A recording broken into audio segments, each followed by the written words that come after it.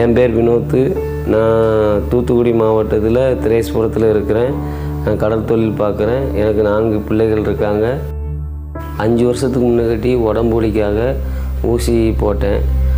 அந்த ஊசிக்கு நான் நாளடைவில் அடிமையாயிட்டேன். அது போதையாயிட்டு. நாளுக்கு நாள் எனக்கு அது போதையாயிட்டு. ஒரு நாளைக்கு ஒரு ஊசின்னு போட மாட்டாங்க, 10 20 அந்த அட்டையோடு வாங்கிட்டு வருவாங்க. நானே அதை பார்த்துருக்கேன். வாங்கிட்டு வந்து அந்த இன்ஜெக்ஷனும் வாங்கிட்டு வந்துடுவாங்க.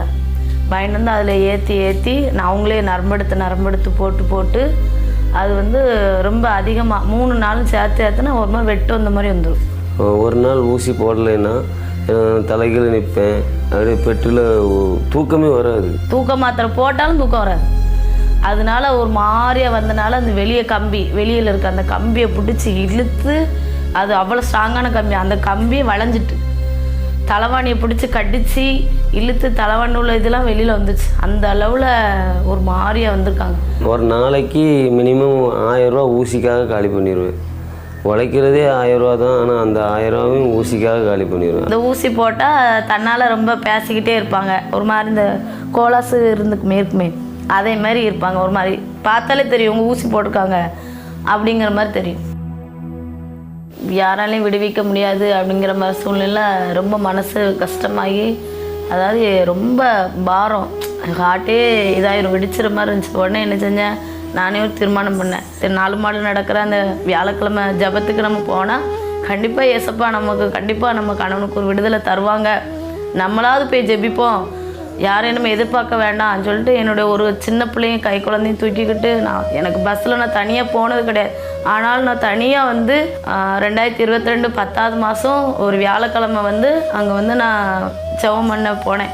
ரொம்ப அழுதேன், ஆண்டோட்ட கண்ணீரோடு அழுதேன். நான் படுற கஷ்டம் அந்த அங்கலாய்ப்பு உங்களுக்கு மட்டும்தான் தெரியும், மனுஷருக்கெல்லாம் தெரியாது ஆண்டவரேன்னு சொல்லி ரொம்ப அழுது பாரத்தோடு ஜெபம் பண்ணிட்டு நான் வந்துட்டேன். என் பாரம் ரொம்ப பாரத்தோடு போய், ஆனால் அந்த ஜெபம் முடிஞ்ச வரையும் என் மனசில் ஒரு பாரம் இறங்குன மாதிரி நான் ஃபீல் பண்ணேன்.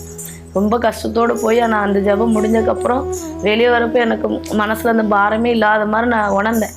அதுக்கப்புறம் சொல்லிட்டு வந்துட்டேன், ஏசப்பா நீங்கள் விடுதலை தந்துட்டீங்க, நான் உங்களை நம்பி போகிறேன் அப்படின்னு சொல்லி நான் சொல்லிட்டு வந்துட்டேன். ஜெபத்துக்கு நான் போயிட்டு வந்ததுக்கப்புறம் அவங்க அந்த மாற்ற தெரிய ஆரம்பிச்சிச்சு. மறுவாரம் வியாழக்கிழமை ஜெபத்தில் நானும் வாரேன் அப்படின்னு சொல்லி என் கணவர் என்னோட சேர்ந்து அங்கே வந்தாங்க. அந்த ஜப வேலையில் கலந்து கொண்டாங்க.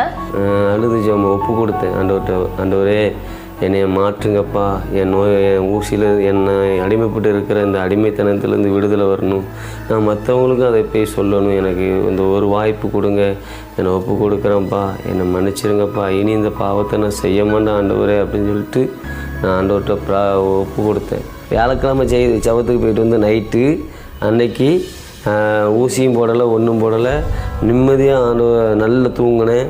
அந்த வலியே இல்லை, சந்தோஷமாக இருந்தேன். மறுநாள் எழுந்திரிச்சேன், தொழிலுக்கு போனேன், மறுபடி வந்தேன். அதுக்கப்புறமா அந்த எண்ணமே வரல, ஊசி போடுறதே அந்த யாபகமே வரல. இப்போ எனக்கு ரொம்ப சந்தோஷமாக இருக்குது. என் சந்தோஷத்துக்கு அளவே கிடையாது. ஏசப்பா பெரிய சமாதானம், குடும்பத்துக்கே ஒரு சமாதானம் தந்திருக்காங்க. அது இப்போ எனக்கு நல்லா ஃபீல் பண்ண முடியுது.